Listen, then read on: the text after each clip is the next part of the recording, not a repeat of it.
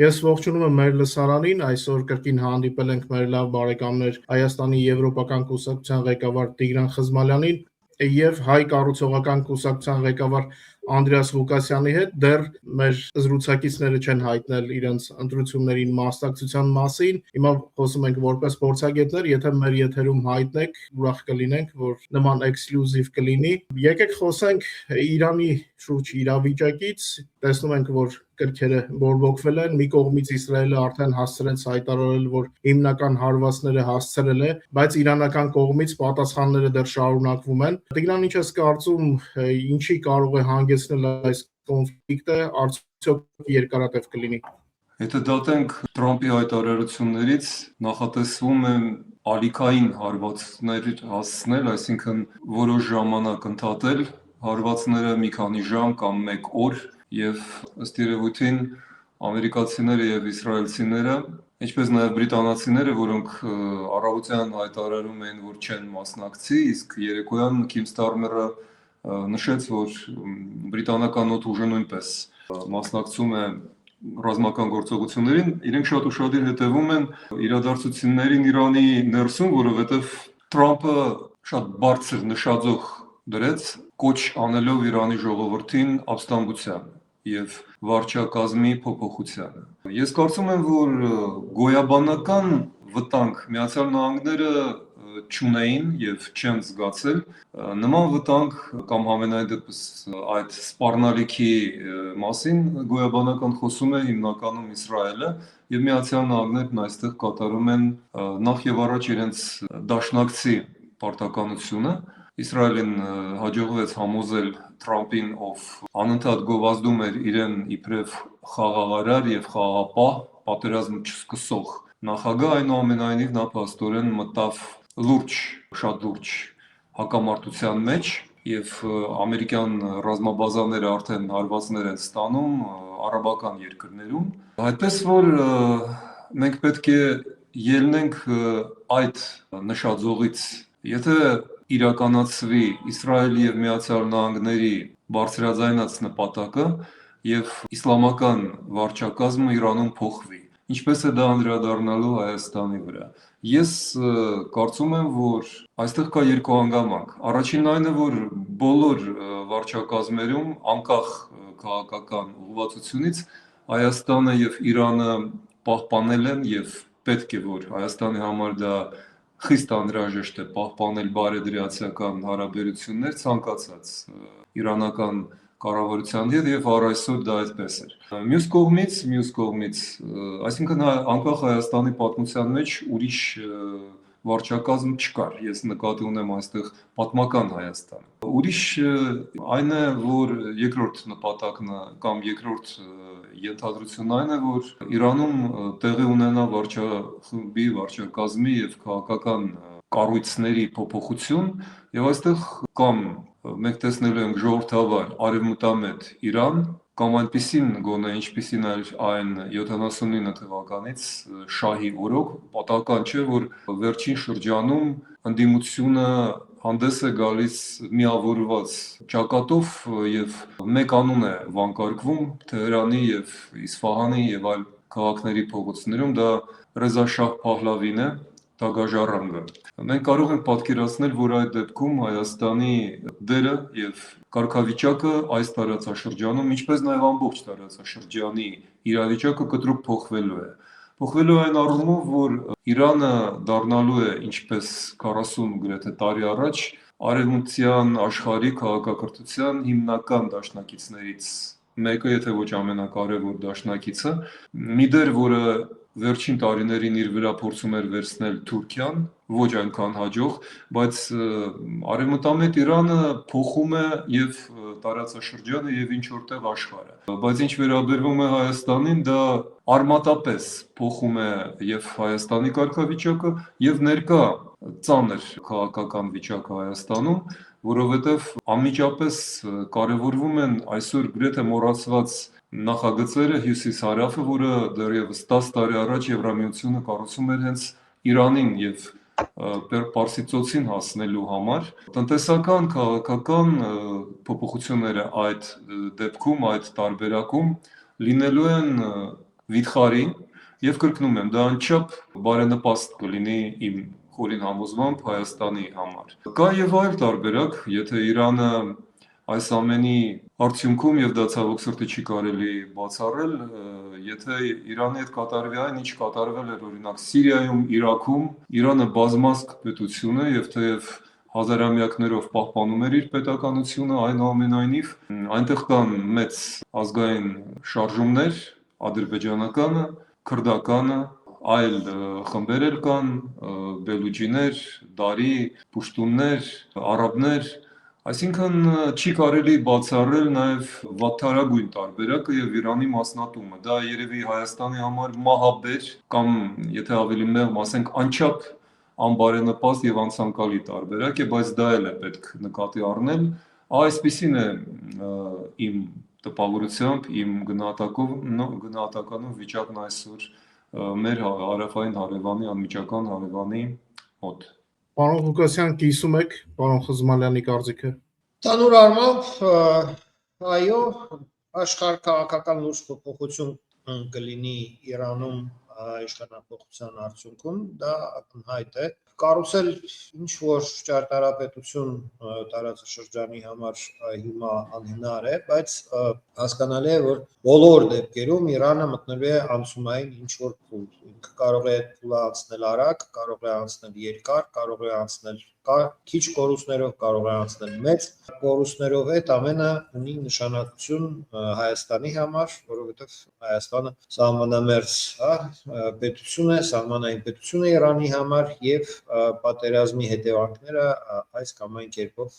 կարող են գալ դեպի Հայաստան։ Բացի դրանից Իրանում, Դեգերանում, հիմնականում այլ քաղաքներում հայկական համայնք կա։ 50,000-ից ավել մեր հայրենակիցներ ապրում են հիմա Իրանում եւ իրենք ամբողջ Իրանի ժողովրդի հետ միասին տանում են այդ ամբողջ ծանրությունը թեկեցության, այդ կարելի է ասել գրեթե հեղափոխական իրավիճակի, որ տեսանք այս տարվա հունվարից ինչ բախումներ եղան Իրանում։ Եվ հիմա այս միջազգային ինտերվենցիայի բեռը նույնպես հավասար կիսում է բոլորի։ Այսինքն դա մեզ վերաբերվում է նաև այդ տեսակետից, որ մեր հայրենակիցները այնտեղ կան։ Ռազմական կողմ օպերացիայի ես զերծ կմնամ գնահատել, բայց իմ պատկերացմամբ այն ուժերը, որը որ ԱՄՆ-ն կուտակել է մինչ օրս տարածաշրջանում, ցամաքային ուժերը բավական չեն ցամաքային օպերացիա իրականացնելու համար։ Եթե ռեժիմը չհաջողվի հիմա ֆիզիկապես ոչնչացնել, ոնց ես հասկանում եմ, հայտարարված թիրախը դա է, ութային հարվածների, այստեղ նմանություն կա որոշակի իրավական տեսակետից ինչ որ ԱՄՆ-ն անում է, դա կարելի ասել SVO, специальная военная операция, դա պատերազմ չի կոնգրեսի կողմից ԱՄՆ-ի հաստատված։ Եվ մենք լսում ենք այդ Տիգրանց 4 дня կարգախոսը արդեն հնչում է, որ դա լինելու է կարճատև միջամտություն, իշխանափոխություն կատարելու նպատակով, ռազմական ինտերվենցիա, իշխանափոխություն կատարելու նպատակով։ Այդ հարթությունը նույնպես կա, այսինքն Ռուսաստանի Դաշնությունը իր գործողություններով ագրեսիայով Ուկրաինայի դեմ եւ հիմա ԱՄՆ-ն եւ Իսրայելը գրեթե երկուսով, որովհետեւ Բրիտանիայի այնուամենայնիվ մասնակցությունը եթե եւ ինչ որ բանով կա, ոնց որ թե հələ դեռ քաղաքական առումով ներկայացված չի, որ դաշնակից է կամ մասնակից է լիարժեք այդ գործողություններին, այսինքն կոալիցիայի մեջ ինքը ոնց որ թե չի։ Կարևոր է ԱՄՆ-ի համար ամփոփել այս ռազմական գործողությունները կարճ ժամանակ, բայց կստացվի թե չէ, դա մենք տեսնենք մոտակա օրերին։ Եթե չստացվի, ապա ստիպված կլինեն ավելի երկար ժամանակ կուտակել ուժեր ցամաքային օպերացիա իրականացնելու համար, դա իսկապես տևական ժամանակ ամբողջ տարածաշրջանը կմտցնի ծանր վիճակի մեջ։ Բոլորը հիմա հույս ունեն, որ այդ ռազմական ֆազան արագ վերջանա եւ կհաջողվի այդ Իրանի ռեժիմը իր ներկայացուցիչներին, այդ պահապաններին, կորպուսի ղեկավարությունը շարքից դուրս հանել շատ արագ։ Արդեն ինչ որ թիրախների մասին ասում են, ինչ որ անուններ տալիս են, ում հաջողվեց չեզոքացնել ԱՄՆ-ն եւ Իսրայելը իրենց ռեպորտներում, հանրային զեկույցներում, ինչ որ պաշտպանության նախարարի անունն է շոշափվել, այդ հեղափոխական Իրանի հեղափոխության պահապանների կորպուսի հրամանատարի անունը շոշափել, բայց դեռ իմ կարծիքով եւ ակնհայտ է, որ վաղ է չոր արդյունքների մասին խոսել, տեղեկությունները այդքան արագ չեն կարող հասնել մեդիա,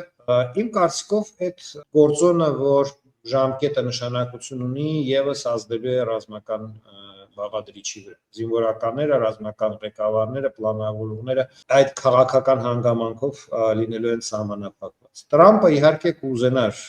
այդ ամեն ինչը անել արագ, Տեգերանը 4 դնյա մատուցեր եւ այսպես ասած իր գործընկեր Պուտինին ասել, այ սենց է պետք հասկացնել հատուկ ռազմական օպերացիաներ, ոչ թե ձեր նման 4 տարի Ուկրաինայում չեք կարող հասնել արդյունքի, ստիպած մեզ եք խնդրում, որ մենք ուկրաինացիներին ճնշենք, շանտաժանենք, որ իրենց ինչ-որ կորզենք զիջում։ Ստումա այդ ակումբում, որին վերածվում է այսօր Ռուսաստանը, ԱՄՆ-ն, նման հարթություն նույնպես կարող է ակտուալ։ Դա ամենայն դեպս պրակտիկորեն կարելի է ներքին քաղաքական դաշտում մատուցել եւ ցույց տալ ԱՄՆ-ի էլեկտորատի հատվածին, որ տեսեք, մենք ինչ արդյունավետ ենք, ինչ հզոր ենք, ինչ ամենը եւ այլն, այդ լսում ենք Տրամպից ամեն տարբեր առիթներում։ Հիմա որ ռազմական դա միշտ վատ է, երբ որ զինվորականներին դնում են որոշակի քաղաքական ռամկեքի մեջ, բայց դա ցանկացած պատերազմի բնույթն է այդպես։ Պատերազմը առհասարակ ինչ որ մի այսպես վերացական բան չի, ինքը դրված է իրավական եւ քաղաքական որոշակի ռամկեքի մեջ։ Այդ ռամկեքը ԱՄՆ-ի այսօր ռազմական ղեկավարության համար շատ բարձր պլանկա են ստեղծել։ Տեսնենք կարողանան իրենք այդ պլանկին հաղթահարել։ Ինձ թվում է Պուտինին հերոսների ակումբում ինքը հազիվ թե երազում տեսնի։ Տիգրան, Վաշինգտոնում տեղի ունեցավ այսպես կոչված խաղաղության խորհրդի միջոցառումը, որին մասնակցեց Նիկոլ Փաշինյանը, նա խորհրդակցել էր հայ հանրության հետ, թե ինչու է գնում, ինչու է մասնակցում, ինչ է տալու դա Հայաստանին։ Օրինակ, գիտենք, Եվրամիությունը ընդհանրապես դիտորդի դերում է, Եվրամիությունը չի միացել, Ուկրաինան նույնպես։ Եվրոպայից կար Օրբանը, ներկայացված էր Լեհաստանը վստահ եմ իր նպատակներն է հետապնդում, որը շատ հետաքրքիր կլիներ, ասենք իմանայինք Հայաստանի նպատակները։ Ես իմ եթերում ասացի, միգուցե առիթը օգտագործի Հայաստանի համար ով խնդրի Իրանի էսկալացիայի ֆոնին։ Ինչ ես կարծում, ինչի համար էր մասնակցել կամ միգուցե ես չգիտեմ, Փաշինյանի մասնակցությունը ինչ կոնցեպտի մեջ է։ Ցավոք պետք է ասեմ, որ կոնցեպտը այստեղ չկա։ Սա շարունակությունն այն իրավիճակային, սիտուատիվ, ինչպես գեղեցիկ խոսքով փորձում են Հայաստանում կոծկել իրական քաղաքականության բացակայությունը, տեսլականի բացակայությունը։ Թրամփի բոլոր գործողությունները այս առումով սիտուատիվ են, իրավիճակային, որևէ հեռահար, հեռավոր, հեռատես, որևէ կայուն եւ հաստատուն տեսլական մենք Միացյալ Նահանգներում չենք տեսնում։ Թրամփը հասցրել է երևի գերագույն աստիճանի այն Միացյալ Նահանգների քաղաքականության համար երբեմն որոշ ժամանակաշրջանում ամեն մի նախագահային մոտ առաջացող գայթակղությունը գործել հերոստացույցի համար, ավելի շատ ընտրվելու համար։ Դա Միացյալ Նահանգներում կրկնում եմ պարբերական, բայց ժամանակավոր բնույթ կրող մի երևույթ էր եւ դա հաճարեղ կերպով արտահայտված է Բարի Լևինսոնի հին արդեն մի ֆիլմում Պոչը խաղացնում է շանը։ Ես զգում եմ, որ այդ ֆիլմի արդիականությունը ոչ մի կերպ չի խամրում եւ նորից ու նորից ով որ դիտել է ֆիլմը գիտի ինչի մասին է խոսքը, բայց ֆիլմերը մի կողմ դրած։ Փաշինյանն այս առումով արտացոլում է եւ արտահայտում է փաստորեն այդ պահանջը եւ երբ որ մենք խոսում ենք խաղաղության խորհրդի մասին, մենք պետք է հասկանանք, որ սա մի կառույց էր, որը սկզբից շատ նեղ նպատակ ուներ Ղազայի վերականգնման համար ինչ որ գումար հայտարարել, բայց ընթացքում Տրամփին դուր եկավ գաղափար ընդհանրապես փոխարինել այդ ԽԽ-ով, խաղաղության խորհրդով միավորված ազգերի կազմակերպությունը, որն իհարկե ծանրագույն ճգնաժամի մեջ է, հենց Միացյալ Նահանգների դիրքորոշման պատճառով մեր մեջ ասած, եւ ընդհանրապես Տրամփի քաղաքականության, նրա ոճի, նրա արժեհամակարգի պատճառով, որովհետեւ Միացյալ Նահանգները գերտերություն են եւ որոշիչ դեր են խաղում աշխարհի քաղաքականության մեջ եւ միավորված ազգերի կազմակերպության արդյունավետության մեջ։ Ինչևէ, Միացյալ Նահանգները Թրամփի օրոք դուրս են եկել թվով 31 կառույցներից, միայն միավորված ազգերի, իսկ ընդհանուր առմամբ 66 պայմանագրից եւ կառույցներից, դրանց թվում է համաշխարհային առողջապահական այսպես կոչված WHO-ն, ՄԱԿ-ի կարևորագույն ինստիտուտը, ՅՈՒՆԵՍԿՕ-ն եւ այլն եւ այլն։ Այդպես որ ԽԽ-ն, որի անդամները հիմնականում կրկնում են Իսլամական լիգայի անդամների կազմը, գումարած մի քանի երկիր, նախ եւ առաջ Միացյալ Նահանգները, Հունգարիան, Բուլղարիան, կարծեմ նույնպես մասնակցում է այնտեղ, բայց այնտեղ չկան ոչ մի եվրոպական երկիր, Եվրամիության երկիր, բացի Հունգարիայից, ինչպես ասացի, Բուլղարիայից, որոնք դիսիդենտ են համարվում տվյալ դեպքում, այնտեղ չկա Հնդկաստան, այնտեղ չկա Չինաստանը բնականաբար, որովհետև ԽԽ-ն որպես կառույց ուղղված է նախ եւ առաջ Չինաստանի դեմ։ Հետևաբար այնտեղ չկա նաեւ Ռուսաստանը, թե Բելարուսը կարծես թե անզգուշորեն համաձայնվեց այնտեղ մասնակցել։ Այդպես որ Հայաստանը բավական տարօրինակ շրջապատում է այնտեղ հայտնվում, երբ որ մեր տեսնում ենք Փաշինյանի Պակիստանի, Ադրբեջանի, Թուրքիայի, Ղրղստանի, Ղազախստանի, Ուզբեկստանի եւ այլ ստանների շրջապատում։ Այսինքն Փաշինյանը հերթական անգամ մեր երկիրը տանում է դեպի Ասիա, որովհետեւ ԽԽ-ն դա փաստորեն ասիական երկրներ են, իսլամական երկրներ են, ոչ բացարձակապես, բայց հիմնականում։ Եվ Միացյալ Նահանգները հանձին ըստ Թրամփին, եւ Թրամփը չի էլ թաքցնում, որ սա խիստ ժամանակավոր կառույց է։ 3 տարով է նա հայտարարել, 3 տարին դա պատահական ժամկետ չէ, դա իր նախագահության, պետք է մտածել վերջին նախագահության ժամկետն է։ Այդպես որ մեծ սպասելիքներ մենք այդ ԽԽ-ից չենք տածում, չպետք է որ ունենանք։ Ինձ այս առումով թվում է շատ խորհրդանշական ոչ թե Փաշինյանի հապճեպ այցելությունը Դավոս, որտեղ նրան կանչել են անսպասելի, Թրամփն է կանչել եւ նա գնաց, կամ ԽԽ, որտեղ նույնպես գնաց բավական անսպասելի, որովհետեւ Թրամփին հանկարծ անհրաժեշտ է ցույց տալ ինչ-որ գեղեցիկ լուսանկար եւ ասելով, որ ես բազմաթիվ պատերազմներ եմ ավարտել, նա հիմա արդեն ստիպված է անգիր անել Փաշինյանի ազգանունը եւ Ադրբեջանի անվանումը, որովհետեւ ուրիշ օրինակներ նա փաստորեն չունի, հատկապես որ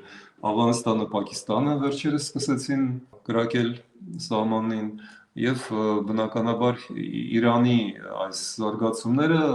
ստվերում են ամեն ինչը եւ խաղաղության խորհուրդը միգուցե ոչ թե 3 տարի, այլ 3 ամիս էլ չձգի, բայց տեսեք, ավարտելով միտքս հիշեցնեմ ձեզ, որ Փաշինյանը վերջերս Վարշավա էր գնացել եւ այնտեղ միաժամանակ եւ դա շատ փաշինյանական ոճի մեջ է արված Դոնալդ Թուսկը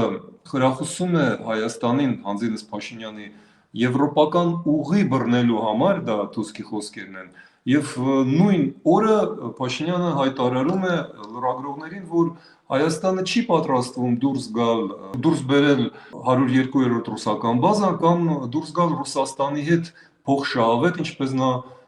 ասում է, տնտեսական եւ քաղաքական հարաբերություններից։ Այսինքն այն, որ պետք է հասնել Վարշավա, կանգնել Տուսկի մոտ, ստանալ կոմպլիմենտներ եվրոինտեգրման համար եւ միաժամանակ նույն Վարշավայում հայտարարել, որ ոչ մի եվրոինտեգրում էլ չկա փաստորեն, որովհետեւ չի կարող լինել եվրոինտեգրում մնալով ռուսական ծիրի մեջ, ռուսական ազդեցության տակ եւ ունենալով ռուսական ռազմաբազա,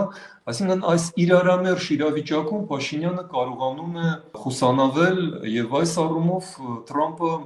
իր քաղաքականությամբ կարծում եմ օրինակ է ծառայում Փաշինյանի համար։ Պարոն Ղուկասյան, ինչ եք կարծում, ինչի համար է մասնակցում Փաշինյանը եւ կամ միգուցե առաջարկեիք ինչի համար օգտագործի այդ հարթակը, որ ամենայն դեպս հարթակ է, որի ընթացքում աշխարհի տարբեր պետությունների ցավոք սրտի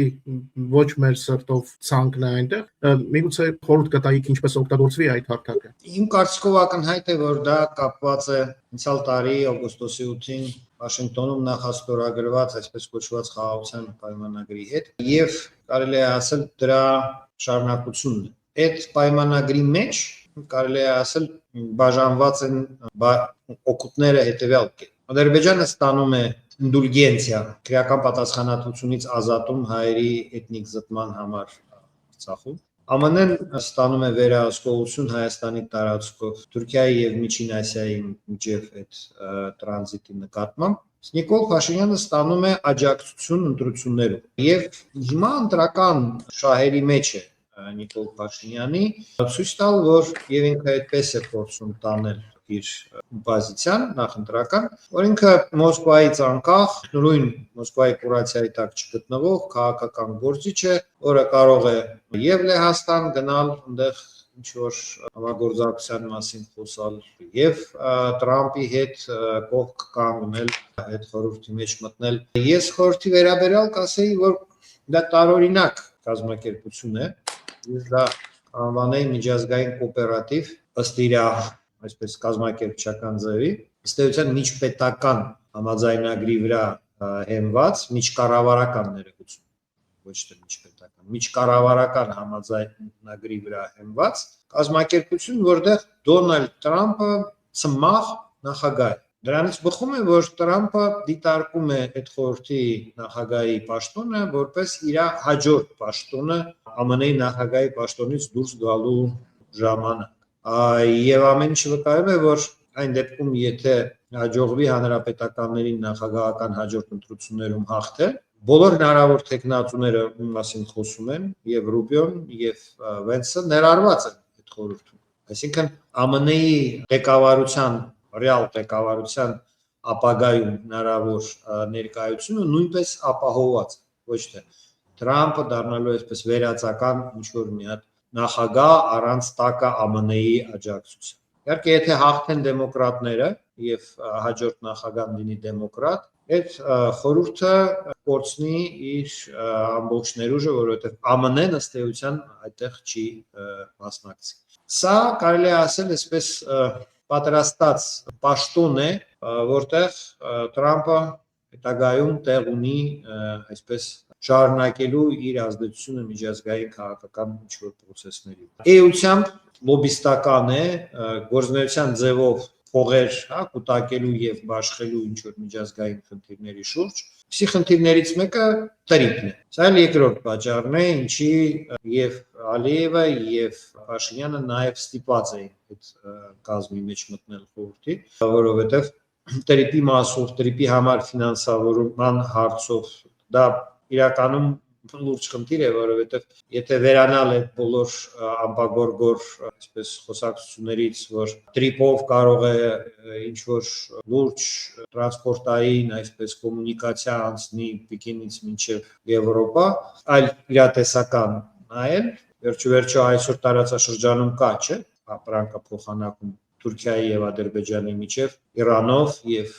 Վրաստանով, եւ դա է իրական այն ինչ որ կա այսօր ծավալը։ Եթե նոր ճանապարհ բացվի, չի ավելացնի, այլ ընդամենը կկիսի այն ինչը որ այսօր Վրաստանն է օգուտ ստանում այդ բեռնափոխադրումներից, լոգիստիկա ծառայություններից։ Այստեղ ինձ թվում է իրականում ներդրումային խնդիր կա, ով պիտի գումար դնի այդ տրիպի մեջ։ Եվ հիմա տեսնում ենք, որ փորձում են շահագրգռել եւ Ուզբեկիստանը, եւ Կիրգիզիան, այսինքն այդ խոսակցությունները, որ տրիպը կարող է դառնալ ինչ որ մի հատ լուրջ կոմունիկացիա։ Բնականաբար, եթե այդ Միջին Ասիայի հանրապետությունները դրան ակտիվորեն միանան, աջակցեն եւ այլն, այստեղ կարող է եւ այդ փողի հարցը նույնպես նշանակություն ունենա։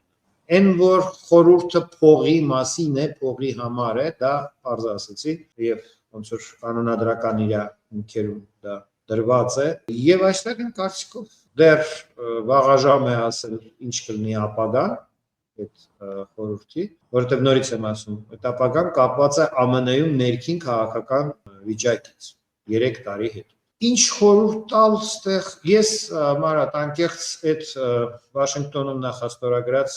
պայմանագիրը քննադատում եմ, որովհետև դա անարդար պայմանագիր է, դա փորձ է անարդարության վրա կառուցել խաղաղություն։ Բարոյական առումով դա իմ կարծիքով առհասարակ ընդունելի չի, այն ինչ որ այնտեղ կատարվում է, ինչ որ ներդրված է որպես գաղափար, որտեղ իրականում միջազգային նորմերից ելնելով պայմանագրի կետ պիտի լիներ, որ Հայաստանը եւ Ադրբեջանը Արցախի կարգավիճակի հարցը հանձնում են ՄԱԿ-ի դատարան։ Առհասարակ, եթե ինչ որ մի ձևաչափ չի գործում, ՄԱԿ-ի կանոնադրությամբ ելքը այդպեսին դա գրված է ՄԱԿ-ի կանոնադրություն։ Փոխարենը կողմերը այնտեղ վերցնում են պարտավորություն հայցերը հետ վերցնել, եղած հայցերը դատարաններից։ Պարզ է, որ այստեղ պատակը Իլխամ Ալիևին պաշտպանել հնարավոր պատասխանատվությունից էթնիկ զտում Արցախում կատարելու համար։ Այս ամեն ինչը թունավորում է ապագան, այսպես ասած, աղաղ կարգավորման ապագան, որովհետև ես ունեմ համոզմունք, իմ համոզմունքն է, որ այդպես սուտ եւ կեղծ բաներով ամուր խաղաղություն երբեք հնարավոր չի ստեղծել։ Եվ դա կապում է իրար հետ։ Անձամբ Տրամպին, Ալիևին, Փաշինյանին իրենք ստիպված են լինելու բոլոր այսպիսի նախաձեռնություններով Տրամպի աջակից լինել, մասնակից լինել, փոխկապակցված լինել եւ այլն եւ այլն։ Այդտեղ անհնար է ինչ որ խորհուրդ տալ։ Ինձ թվում է դա պարտադրված վիճակ։ Տիգրան, Ես շատ շնորհակալ եմ գործընկերոջս Անդրեասը քաղաքական վերլուծության մեջ բերեց արդարության եւ բարոյականության կարևորագույն արժեհամակարգի մի գաղափար, որը կարծես թե ամաչում են հիմա հիշատակել։ Մինչդեռ ոչ մի խաղաղություն առանց արդարության լինել չի կարող եւ ես այս առումով ամբողջությամբ կիսում եմ Անդրեասի տեսակետը։ Ինչ վերաբերում է Թրիփին, այո, նույնպես երկրորդեմ Անդրեասի այն հիշատակումը, որ Թրիփից բացի, Թրիփից 10-15 տարի առաջ նման մի հսկայական նախագիծ միջազգային իրականացվել է, կոչվում է BTK, Բաքու-Թբիլիսի-Կարս երկաթուղի, որը հենց կոչված էր ապահովելու Կենտրոնական Ասիա, Չինաստան եւ Թուրքիայով Եվրոպա կապը։ Դա շատ անպագորգոր պաթետիկ նախագիծ էր, Սաակաշվիլին էր դրա ջատագովը։ Հիմա մենք գիտենք, որ 10-20% ամենաշատը կազմում է այդ երկաթուղու եւ կոմունիկացիոն ընդհանրապես այս ճանապարհի բեռնվածությունը, այդպես որ Թրիփը իրականում ընդամենը Ադրբեջանը, Նախիջևանի եւ հետեւաբար Թուրքիայի հետ կապելու իմաստ ունի։ Ուրիշ ոչ մի քաղաքական, տնտեսական, աշխարհաքաղաքական նպատակ այդ ճանապարհը չի լուծում։ Եվ այստեղ ավարտելով այս հիշատակումս կամ հավելվածս ուզում եմ նորից վերադառնալ Իրանի իրավիճակին։ Եթե Իրանում հաղթի քաղաքակրթական առաջադեմ նախագիծը եւ Իրանը բացվի աշխարհի համար, ապա կրկնում եմ, այդ Թրիփը կկորցնի ամբողջ իր իմաստը, որովհետեւ նախ եւ առաջ Միացյալ Նահանգները շահագրգռված կլինեն, որ Իրանը ակտիվորեն ներգրավվի համաշխարհային առևտրի մեջ, իսկ Իրանը ինչպես առաջ, այդպես էլ ապագայում չի ցանկանա կատարել Եվրոպայի Մերկելի սխալ կոչված այդ սխալը, երբ որ ամբողջ Եվրոպան ընկավ Ռուսաստանի հետ Ռուսաստանից կախվածության մեջ, որովհետև իր էներգակիրները անցնում էին կամ գալիս էին Ռուսաստանից։ Դա է պատճառը, որ Թուրքիայով եւ Ադրբեջանով Իրանը ոչ մի լուրջ ճանապարհ տասնամյակներ չէր կառուցում, այլ ակտիվորեն մասնակցում էր եւ հիմա էլ մինչեւ վերջերս, մինչեւ պատերազմ իր բանվորներով, աշխատուժով, ինժեներներով մասնակցում էր Հյուսիս-Հարավի շինարարությանը։ Եվ հիմա ստվերված Թրիփով ստվերված եւ կարծես երկրորդ պլան մղված Հյուսիս-Հարավը, եթե Իրանը բացվի աշխարհի համար, այս ամեն ինչի արդյունքում կդառնա կյանքի ճանապարհ նաեւ Իրանի համար։ Եվ այս առումով լուրջ խաղադրույք անել Թրիփի վրա, ինչպես ես արդեն օգոստոսի 10-ին, 12-ին ասում էի դեռ 25 թվականից, որ դա փակուղի է տանելու մեզ, այդպես էլ կլինի։ Ես խորապես համոզված եմ, որ հիմա փաստորեն այն ինչ անում է Միացյալ Նահանգները եւ Իսրայելը Իրանում բացարձակապես հակադիր է նրան, ինչ արվել էր 25 թվականի օգոստոսին։ Եվ որքան շուտ հասկանան դա Երևանում, այդքան լավ մեզ համար։ Այս թրիփի առումով ես բազմիցս ասել եմ, թրիփը դա քաղաքական պրոյեկտ էր, որը թուրքերն էին առաջ տանում, կոնկրետ թուրքական լոբին, ինչը ամերիկյան կողմը խլեց եւ իր կողպեքը դրեց այդ ուղու վրա։ Իհարկե այդ Չինաստանի համար չի եւ հիմա արդեն նոր իրավիճակում նաեւ Եվրոպայի համար չի, որովհետեւ Եվրոպայի համար կա Բաքու-Թբիլիսի կառսը, որը որ ադրբեջանցիները համարում են միջին միջանցք, հա, եւ իմիջիալոց Բաքվում փորձում էին ամերիկացիներին համոզել, որ դե բարձր որ տնտեսական հիմնավորում Զանգեզուրի իրենց ասելով Զանգեզուրի միջանցքին մեր հասկանալով թրիփին, իրենք հիմնավորում չգտան, դա փորձում էին ամերիկացիներից գումար կորզել մյուս միջանցքի համար, իսկ ամերիկացիները մերժեցին, ասելով, որ իրենք քաղաքական ակցիա են կատարում եւ սպասում են Հայաստանի հետ պայմանագրի կնքմանը եւ նորմալ տնտեսական հիմնավորման ներկայացմանը, այնպես որ այդ իր Ալիևի Զանգեզուրի միջանցքի երազանքը, ինչպես ժողովուրդն ասում, փորն է մնում, տեսնենք թե ամառը ինչ է ներկայացնելու, նոր քննություն է սպասվում, Իրանում իրոք իրավիճակ է փոխվում, հուսանք որ իրավիճակը այնպես կփոխվի, որ սեպարատիզմ չի լինի եւ իշխանապողություն կլինի եւ իշխանապողությունը կբերի ժողովրդավարական Իրանի, հուսանք։ Անցնենք հաջորդ թեմային, Մյունխենի անվտանգության համաժողովը նորից անցավ առանց հայերի, ճիշտ հայեր կային, բայց Հայաստանը չէին ներկայացնում, ինչը կարծում ինչպես է էվոլյուցիա ապրում համաժողովը եւ համաշխարհային լիդերները, իդեպ Ալիևը օգտագործեց այդ հարթակը Պուտինից դժգոհելու համար, նշելով, որ վերջինս արդեն 3 անգամ ռմբակոծել է Կիևում Ադրբեջանի դեսպանատունը, այսինքն Ալիևը օգտագործեց նորից հարթակը իրեն դիրքավորելու համար, բոնուսներ ստանալու համար, չնայած Եվրամիությունը հստակ ասենք վերաբերմունք ունի, իմիջիալոց Եվրամիության նոր էներգա ստրատեգիան փակում է Ադրբեջանի երազանքները նաև իր նավթն ու գազը արտահանել մեծ չափով դեպի Եվրոպա, նույնիսկ Թուրքիայի խաբի դերակատարությունը հիմա իրենք մեծ փորձության առաջ են կանգնած,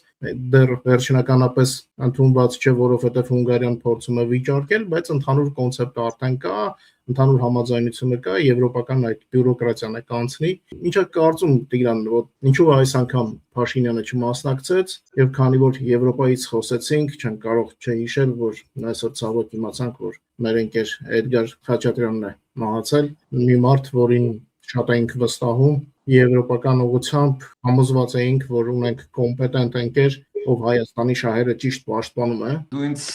Էդգարի մահվան լուրը մեզ երկուսիս հայտնեցիր եթերից անմիջապես առաջ եւ ես խոսելու ունակություն կորցրեցի երևի մի քանի րոպեով, որովհետեւ մենք Էդգարի հետ վերջերս շփվում էինք հենց քո եթերում եւ նա շատ ծանր կորուստ է, նա անկեղծ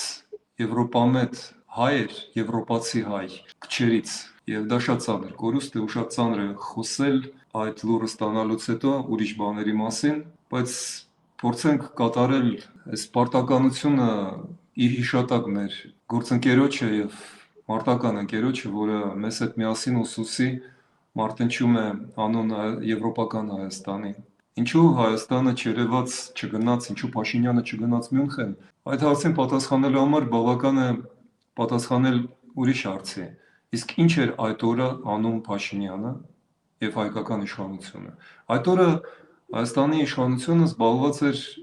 իշխող կուսակցության համագումարով նախապատրաստելով ընտրությունները։ Դա ավելի կարևոր էր փաստորեն Փաշինյանի համար, քան Մյունխենի գագաթան ժողովը։ Եվ դա տրամաբանական է, որովհետև տեսեք, եթե մեր ազգային շահերը ներկայացված լինեին այս իշխանության կողմից, ապա Ադրբեջանը շատ ավելի վատ իրավիճակում կլիներ քաղաքական, որովհետև դու նշեցիր եւ Անդրեասը հիշատակեց, որ Ադրբեջանը մեծ խնդիրներ ունի, դու հիշեցրեցիր, որ Եվրոպան հիմա պահանջում է ապացուցել, որ այն գազն ու նավթը, որը վաճառում են Ադրբեջանն եւ Թուրքիան, ռուսական չեն, շատ լավ իմանալով, որ դրանց մեծ մասը հենց ռուսական է, բայց ոչ միայն դա, տեսեք, ինչ սարսափելի է, երբ որ Մյունխենում պատասխանելով Ֆրանս 24 հեռուստատեսության հարցերին, Փաշինյանը, կներեք, Ալիևը հանդգնում է մեղադրել հայերին նացիզմի ցեղասպանության մեջ, ասելով, որ քաղաքական ղեկավարները, ում նա ձերբակալել է Արցախում, ավելի սարսափելի են, քան գերմանական նացիստները եւ ոչ մի պատասխան Հայաստանից չի գալիս։ Միջդեռ դա ասում է մարդը, որը շատ մեծ խնդիրներ ունի նույն Եվրոպայում, որը կաշառել էր Բունդեստագի նույն Գերմանիայում падգամավորներին եւ Եվրախորհրդի գերմանացի падգամավորներին եւ դա արդեն ապացուցված է, այդ մարդիկ պատիժ են կրում։ Դա ասում է Ալիևը, որը Ֆրանսիային մարտահրավեր էր նետում եւ Նոր Կալեդոնիայի, Մալիի անջատողականներին էր ֆինանսավորում եւ նրանք ադրբեջանական դրոշն էին ծածանում։ Այսինքն Հայաստանը բազմաթիվ հնարավորություններ ուներ եւ ունի ճզմելու այդ նավթային բռնապետիկին, բայց Փաշինյանը դա չի անում եւ ահա ինչու Փաշինյանը չի գնում Մյունխեն, որովհետեւ Փաշինյանը մտահոգված է բոլորովին այլ հարցով, իր վերընտրման, իսկ իր վերընտրման համար պետք է պահպանել Ալիևի աջակցությունը, Պուտինի աջակցությունը, Էրդողանի աջակցությունը։ Ահա ինչու Փաշինյանը գերադասում է չներկայացնել ազգային, պետական գերագույն շահերը, այլ հետապնդել իր կուսակցական եւ անձնական շահերը։ Սա է իմ պատասխանը։ Պարոն Ղուկասյան, ինչ կասեք։ Ինձ համար իսկապես հանելու կա։ Ինչի Մյունխենի հարթակը չօգտագործեց Փաշինյանը, որովհետեւ իր ստանդարտ արդեն դարձած ելույթով այդ խաղաղության օրակարգի եւ այլն, որովհետեւ ընտրություններում դա իր այսպես գլխավոր թեզն է, որ ինքը բերեց Հայաստանին խաղաղություն, քվեարկել իրեն նշանակում է քվեարկել խաղաղության, քվեարկել իրեն դեմ նշանակում է քվեարկել պատերազմ։ Բանաձևը, որով հիմա իշխող ուժը հանդես է գալիս, այդպիսին է եւ Մյունխենի հարթակում իր համար պարտադիր էր ելույթ ունենալ եւ ներկայացնել իր տեսլականը։ Պատճառը ինչի չգնաց իսկապես կարեւոր է հասկանալ։ Հաստատ դա կուսակցության պրայմրիզը չէր, որովհետեւ կուսակցության պրայմրիզը կարելի է պես նշանակել առաջ հետ, որ չհամանգնի այդ հնարավորության։ Մենք տեսնում ենք, որ Փաշինյանը հնարավորինս փորձում է բոլոր հնարավորությունները օգտագործել, որպեսզի այսպես ներկայացնել իրեն որպես Մոսկվայի կուրացիայից ազատ, անկախ, ինքնուրույն գործիչ, որը որ կարող է տարբեր հարթակներից խոսել, տարբեր մտքեր արտահայտել, այսինքն ինքը այսպես խամաճիկ Մոսկվայի ազդեցության տակ գտնվող երկրի ղեկավար չի, այլ նորմալ քաղաքական գործիչ է, ժամանակակից եւ այլն։ Դա ես չունեմ անկեղծ ասեմ մարդ բացատրություն, որովհետեւ քաղաքականության մեջ ըստիս ամեն ինչը արվում է անհրաժեշտության գործոնի ազդեցության տակ եւ շահի գործոնի ազդեցության տակ։ Գլխավոր երկու գործոնները, որոնք որ ազդում են տացիկ որոշումների վրա։ Այս դեպքում եւ անհրաժեշտություն կար եւ շահ կար գնալ Մյունխեն։ Մեծ հաշվով, եթե մենք փորձենք հասկանալ ինչի մասին էր Մյունխենը, Մյունխենը այս տարի նրա մասին էր, որ ուժը ծնում է իրավունք գաղափարը, այսպես ասած, ես շատ բարձրացված եմ ասում, դա Մարկո Ռուբիոն կրկնեց Վենսի անցյալ տարվա ելույթը մի քիչ ավելի քաղաքական կորեկտ, այսպես ասած, ձևակերպված եղանակով։ Մեծ հաշվով դա նաև Փաշինյանի թեզն է, որ ուժը ծնում է իրավունք։ Բացի այս անարդար եւ միջազգային իրավունքի այդ դատարանի մասով առոչինչ խաղաղության պայմանագրից, որը ծածանում է Փաշինյանը որպես իր հաջողություն, Հայաստանը բախվել է եւս մի խնդրի առջև։ Ալիևը պահանջում է Հայաստանի Հանրապետության լուծարում եւ նոր պետության հիմնադրում առանց արդարության համար պայքարի գաղափարի։ Այսօր Հայաստանի Հանրապետությունը իր անկախության հռչակագրով ունի իր հիմքում ամրագրված արդարության համար պայքարի սկզբունք։ Դա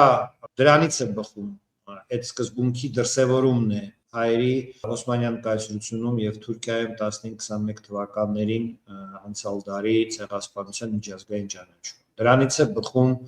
Արցախի ինքնորոշման իրավունքի հիման վրա Հայաստանի հետ միավորվելու որոշման, այսպես ասած, ամրապնդումը եւ ըստ էության դա հայ ժողովրդի համաձայնությունն է Արցախի միավորման, թե ինքը ազատ ինքնորոշման արդյունքում այդպիսի որոշում կայացնի։ Դա բոլորը արդարության հետ առնչվող հարցեր են, արդարության համար պայքարի հետ առնչվող հարցեր են։ Այդ գաղափարից են բխում։ Ալիևը պահանջել է դա հանել, պետության հիմքից։ Հիմա քաղաքական, եթե այսպես մի քիչ փիլիսոփայական է, տեսակ այդ մոտեցում կիրառենք, իսկ ինչ է Հայաստանը առանց արդարության համար պայքարի գաղափարի իր պետության ֆունդամենտում, եթե հիմքից դա հանում ես։ Իմ համոզմամբ դա արևմտյան Ադրբեջանն է, որովհետև բաց աչքերով նայենք, դարեր Հայաստանը, Ադրբեջանը, Հարավային Կովկասը եղել է Պարսկաստանի տարածք։ Իսկ Պարսկաստանում երկար տևական ժամանակ նաև իշխող կլաններ եղել են թուրք կլաններ։ Այսօրվա այաթոլլան, որին որ ռմբակոծում են, ինքն էլ է ազգությամբ ադրբեջանցի։ Ուզում եմ ասեմ, դա եթե չկա արդարության համար պայքարի գաղափարը հայ ժողովրդի պետության հիմքում, ապա սա իսկապես արևմտյան Ադրբեջանն է, որտեղ պիտի հայերը ապրեն թուրքերի եւ ադրբեջանցիների կողմից սահմանված կանոններով, օգտվեն իրենց կողմից շնորհված ազատություններով եւ իրավունքներով, ոչ ավել։ Եվ Փաշինյանը այդ դեպքում լավագույն տեխնացուն է արևմտյան Ադրբեջանի որպես վարչապետի, ավելի լավը չկա։ Այդ տրամաբանությունը փոխկապակցված է, այսինքն խաղաղություն նման պայմաններով երկրի եւ ժողովրդի վերաֆորմատավորում, հասկանում ենք մենք բոլորս եւ ձեզ համար դա շատ ավելի մոտ եւ հասկանալի է Ուկրաինայում, որ անարդարության վրա հենված խաղաղությունը, չէ՞, ինքը անազատություն է։ Չեն կարող մարդիկ լինել ազատ, ապրեն անարդարության մեջ։ Չի լինում այդպես։ Եթե խաղաղությունը անարդարության վրա է հիմնված, ազատություն չկա այդ դեպքում։ Փաշինյանի խորին համոզմունքն է, որ հայ ժողովրդին ազատություն պետք չի։ Ինքը երբեք չի պայքարել հայ ժողովրդի ազատության համար։ Իր դոկտրինը, որ հայերը պետք է գոյատևեն եւ գոյատևելու ամենա, այսպես ասած, գործնական մոտեցումը դա խոնարհվել Թուրքիայի եւ Ադրբեջանի առջեւ։ Իսկ Թրամփը դա հույս է այդ ամեն ինչին, այսպես ասած, չնչին երաշխիքներ գոնե ունենալու, որ խոնարհվելով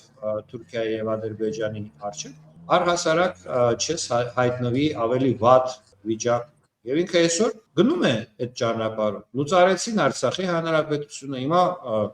արդեն անոնց արեցին, որ լուծարելու են Հայաստանի հանրապետությունը մարտ ամսին արտարդության նախարարությունը ներկայացնելու է սահմանադրության նոր տեքստ։ Դա նոր սահմանադրություն է, նոր պետության սահմանադրություն է։ Նախաբանի փոփոխությունը դա տեխնիկական խնդիր չի, դա նոր պետության հիմնադրում է։ Նախորդ պետությունը լուծարվում է, նոր պետությունը հիմնադրվում է նախորդ պետության իրավաճում։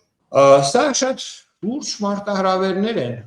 Մյունխենում ինչ աներ այդ դեպքում, եթե այս տեսակետից նայենք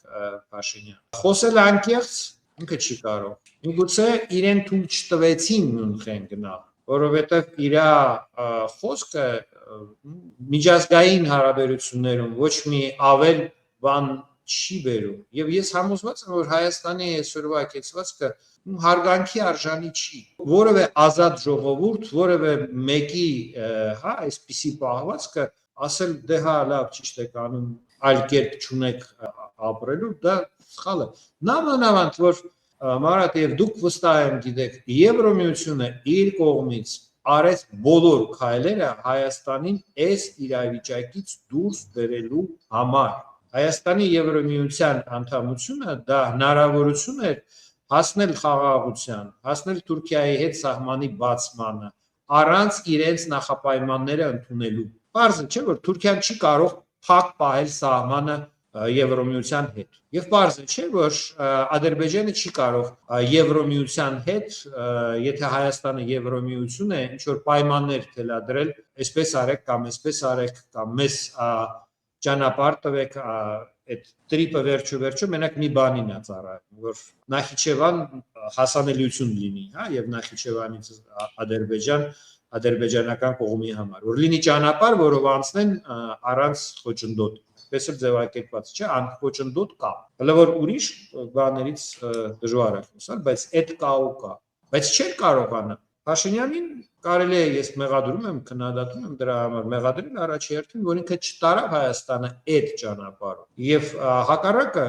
ամեն ինչ անում է, որ Հայաստանը չգնա այդ ճանապարհով։ Եվ եթե մենք Մյունխենը դիտարկենք որպես եվրոպական պետությունների հավաք անվտանգության հարցերի շուրջ, որտեղ նաև ԱՄՆ-ն, Կանադան է, հա, մասնակցում Ատլանտիկ համագործակցության պետությունները, այստեղ նաև կարող է եւ մյուս վարկածը առաջանալ, որ դա բոյկոտն է, հա, այսինքն ԱՄՆ-ի դիրքորոշումից ելնելով ԱՄՆ-ի արդեն այսպես հոսանքի մեջ գնացող Փաշինյանը ինքը այո պիտի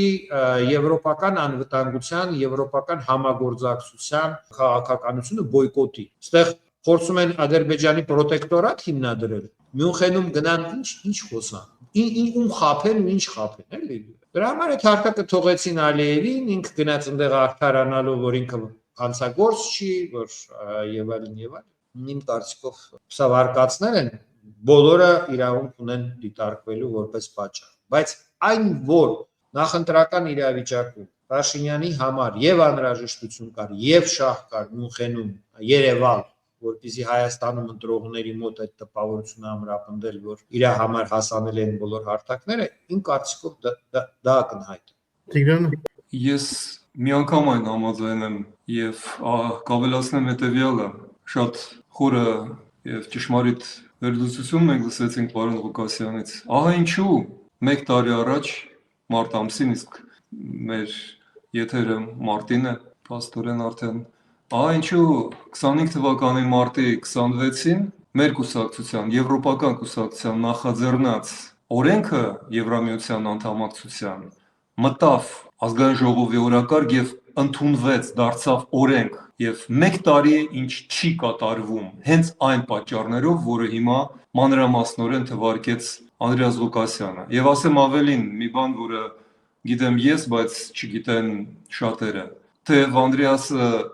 իր կուսակցությամբ չէր մասնակցում ստորագրահավաքին, բայց հենց այդ օրերին եւ նախորդ օրերին 24 թվականի ընթացքում Անդրեասը իր լրատվական, տեղեկատվական միջոցները ռադիոներով խորհրդանշական սիմվոլիկ գումարով տրամադրեց այդ գաղափարի եվրոինտեգրման ստորագրահավաքի գովազդին այն պայմաններում, երբ որ հանրային հեռուստատեսությունը անգամ գումարով հրաժարվում էր ստորագրահավաքին աջակցելու կամ ոչ թե աջակցելու, այլ պարզապես եթեր չէր տրամադրում, ինչպես հիմա եթեր չի տրամադրում ինձ եւ Անդրեասին, եւ ահա ինչու տես երկու եվրոպացի, եվրոպամետ հայեր խոսում են հայկական այս ծանրագույն խնդիրների մասին ուկրաինական եթերում։ Դուք զգում եք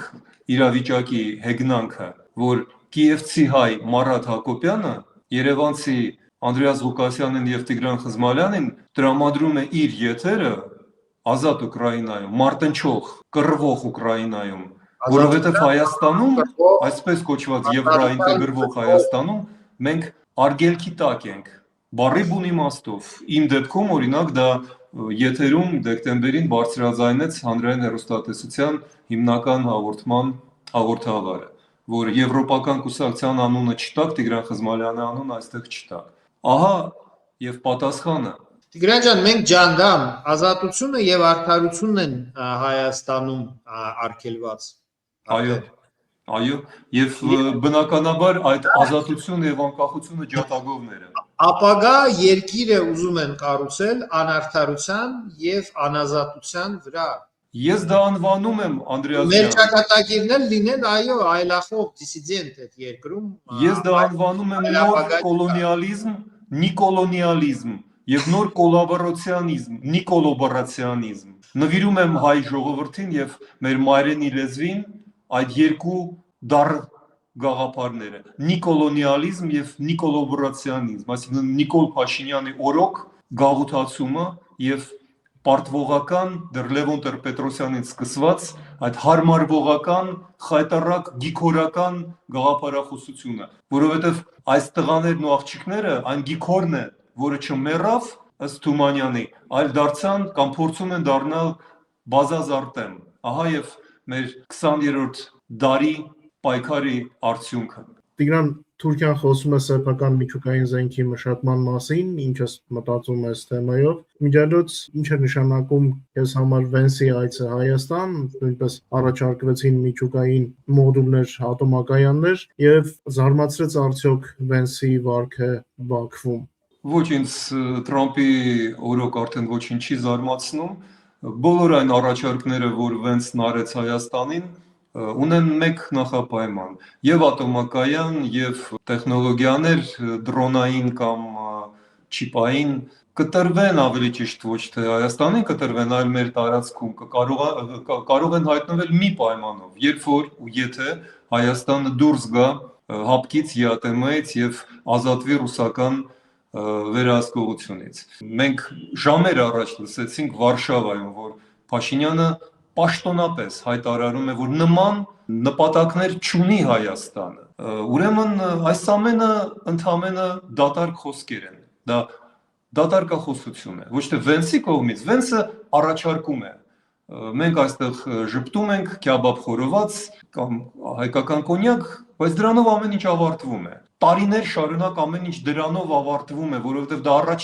առաջարկը չէր։ 2017 թվականին դեսպան Ռիչարդ Միլսը, որին ես պատիվ ունեի իմանալ անձամբ, Ամերիկայի Միացյալ Նահանգների անունից 8 միլիարդ դոլարի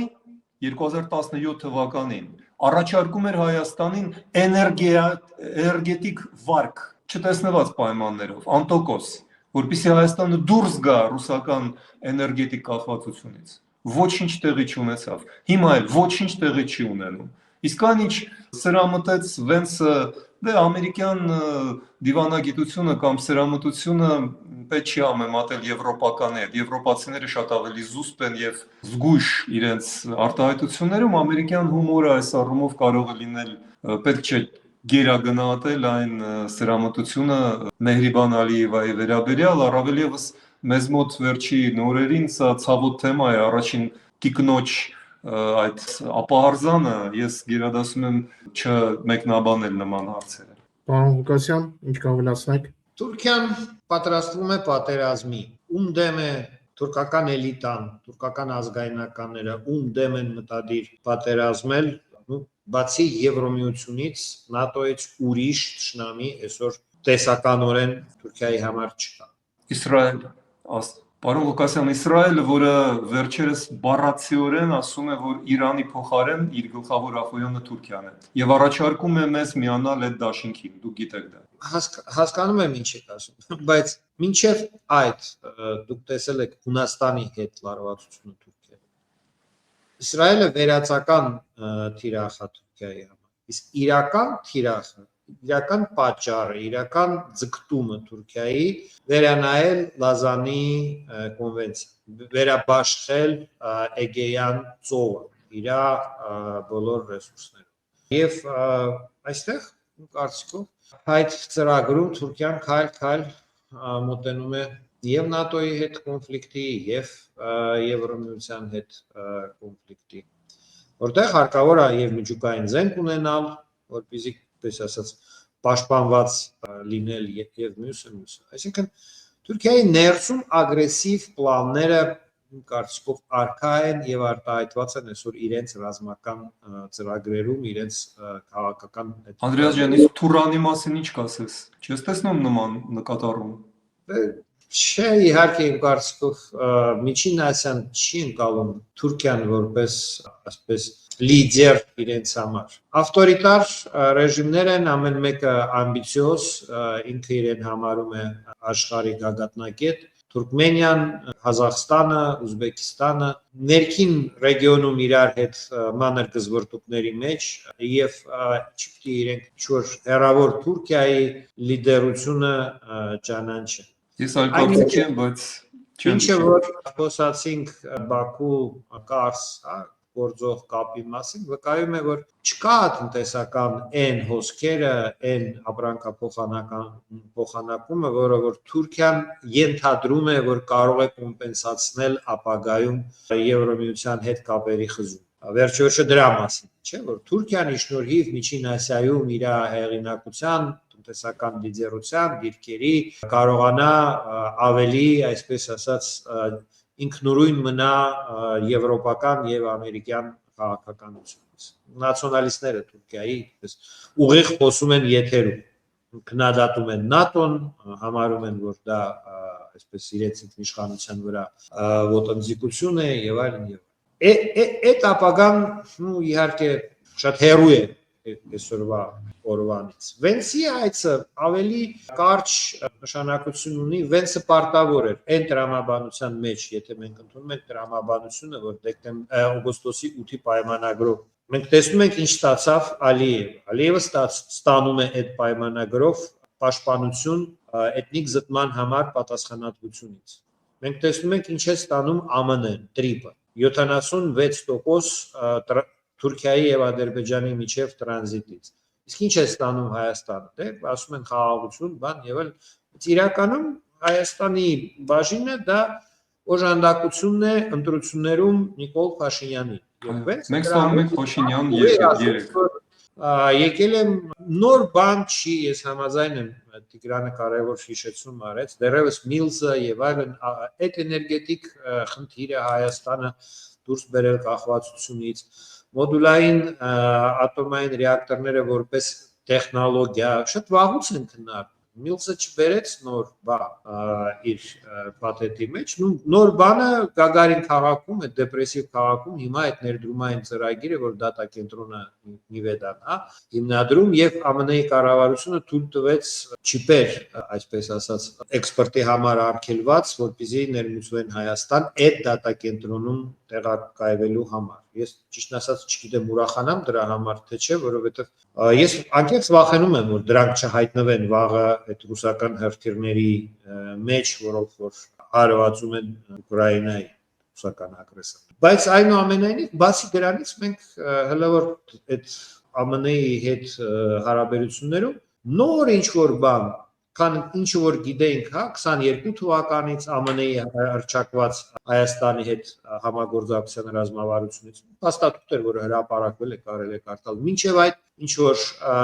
ԱՄՆ-ի դեսպաններն էին ներկայացնում Հայաստանում, դեռ չկա։ Տրամպի ադմինիստրացիան ինչ որ ավելի բան չի ավելացրել նրա վրա, ինչ որ կա վաղուց եղել է եւ Հայաստանը ինչ որ մերժում է, ձգտում է, պես ասած, հետաձգել, չկատարել, սաբոտաժ է անում եւ այլն եւ այլն։ Բայց ուղիղ կապը, ուղիղ աջակցությունը Նիկոլ Փաշինյանին մենք այսօր տեսնում ենք եւ այդ կապը ուժեղ է, որովհետեւ Փաշինյանի հիմա Տրամպի տեսակետից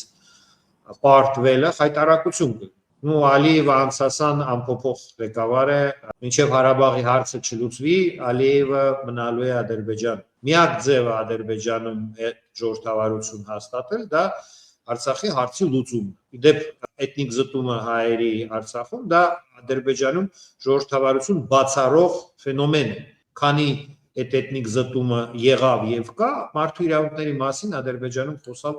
նիմաստ է։ Կա ավտորիտար ռեժիմ, որը հպարտանում է նրանով, որ ինքը մարդու իրավունքները ոնց ուզում խախտում է եւ իրեն ոչ մեկ բան չի ասում։ Ինչպես կեմալական Թուրքիան է հիմնված հայոց ցեղասպանության ժառանգության վրա։ Ну, ամենայն դեպս հիմնադրման տարիներին կեմալիստները փորձում են դիստանցիա պահել այդ ցեղասպանության հետ կապ չունենալ եւ իրենք մեղադրում էին հայերին ցեղասպանող երիտուրքերին համար։ Էպիզոդ էր, դու գիտես։ Դա դեռ Սուլթաններ մեղադրել երիտուրքերին։ Անունները եւ այլն, բայց ես չունեմ ռասիստական ինչ-որ թուրքաֆոբիա կամ ադրբեջանաֆոբիա, փորձում եմ պրակտիկորեն նայել։ Թուրքիան այսօր հերոյ է ժողովրդավարությունից քայլ առ քայլ գնում, Ադրբեջանում ժողովրդավարություն երբեք չի եղել, եւ մինչեւ Ղարաբաղի հարցը լուծում չստանա, չի լինի ժողովրդավարություն։ Իսկ Փաշինյանի պարտվելը ընտրություններում դա իհարկե հարված կլինի Տրամպի իմիջին նոյեմբերի կոնգրեսում ընտրություններից ընդառաջ, որովհետև այո փլուզվում է այդ կերպարը 8 խաղաղություն հաստատող եւ այլն եւ մյուս ու ամեն օր միֆերը տրակում են Տրամպի հետ կապված առհասարակ։ Այո, ամենամեծ հարվածը դատարանը գերագույն հասցրեց, երբ որ ձեռքից վերցրեց մաքսատուրքերի, այսպես ասած, դուբինկան, որով Տրամպը ամբողջ աշխարհին սպառնում էր։ Մեծ խաղադրույք կա։ ԱՄՆ-ն ամեն կերպ օգնելու է Փաշինյանին հաղթել այս ընտրություններում, այնպես ինչպես որ կօգներ Տրամպին, այսինքն դա նույն բանն է։ Եվ դա շատ վատ է։ Շատ վատ է, որովհետև մեր հանրության մոտ ամեն ինչ, այսպես է Алиса в стране чудес, որ королевство кривых зеркал, սա թարս։ Սամվել Կարապետյանը այսօր պայքարում է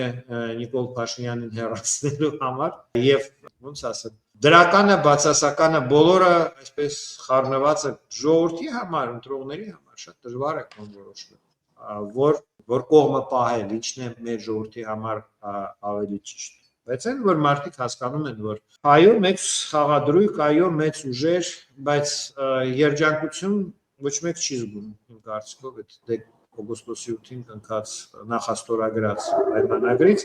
որտեղ անարդարությունը պարզ է։ Հայաստանի համար միակ հույսն է երրորդ ուժի քո եւ իմ պես ներկայություն ազգային ժողովում։ Դա է միակ ելքը։ Երրորդ ուժը մնում է երրորդ։ Եվ այսօր ես այն եզրակացության եմ, որ շատ պարզ է երևում, որ նույնիսկ այդ ԱՄՆ-ի մասնակցությունը է այսօր Հայաստանում Եվրոպական Հայաստանի դեմ է Իրանի հետ կապված հետ վերադառնամ ինչից սկսեցին։ Իմ մտավախությունը, որ իսկապես ԱՄՆ-ն եւ Իսրայելը ուզում են, որ բարգավաճ Իրան լինի, իրենք ուզում են, որ այդպիսի բան լինի։ Ես վստահ եմ, որ Եվրոմիությունը շահագրգռված է, որ Իրանը լինի բարգավաճ երկիր։ Շահագրգռված է, որ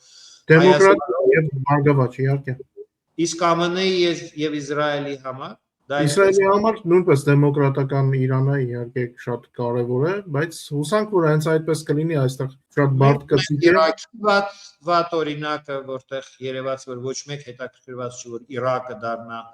լավ օրինակ։ կամ Սիրիան։ Այսօր մովաները արդեն տապալված կլինեին, եթե Իրաքը Թուրքիանը, Իրաքը գիտեք ինչի հետ էր կապված։ Շնորհակալ եմ շատ, որ ձեր ժամանակը ընձեռնեցիք մեր լսարանի հետ կիսվելու համար։ Ուսանք վատ կանխատեսումները չեն իրականանա, այնուամենայնիվ հայ ժողովուրդը կունենա լավ ապագա։ Շնորհակալ եմ եւ մինչ նոր հանդիպում։ Ինձ համար այսօրվա